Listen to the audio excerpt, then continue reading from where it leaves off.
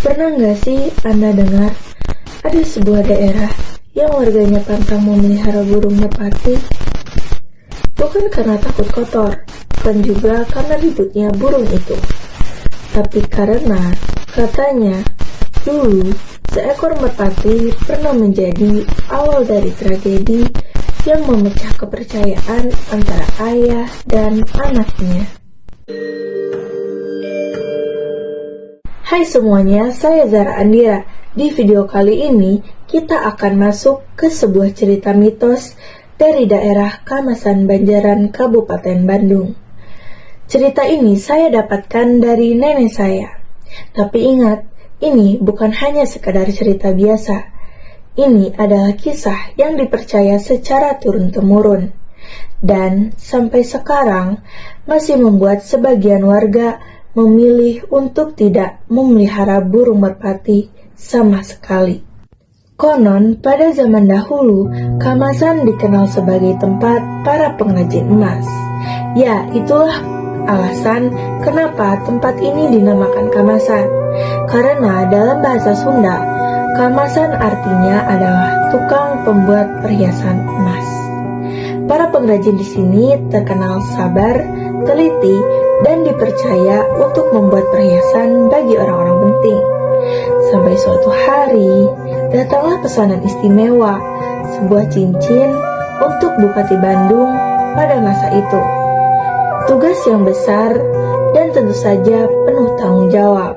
Hari penyerahan tiba. Cincin yang sudah dibuat dengan penuh ketelitian itu seharusnya tersimpan rapi di meja penyimpanan. Tapi saat si pengrajin itu memeriksanya, cincin itu hilang. Panik, bingung, semua sudut di rumah dicari, tapi hasilnya nihil. Saat itu, di rumah hanya ada 2 orang, si pengrajin dan anaknya.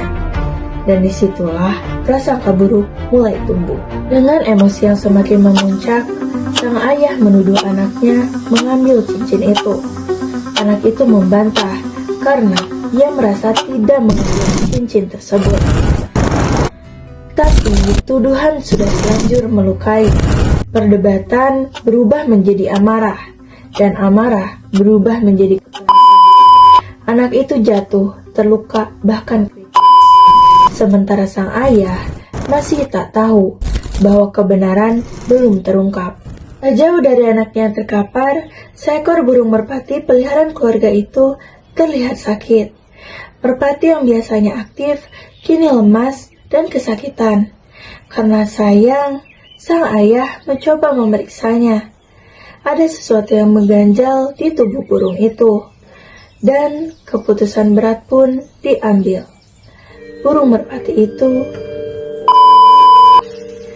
dan di dalam perutnya terselip benda berkilau, cincin yang selama ini dicari.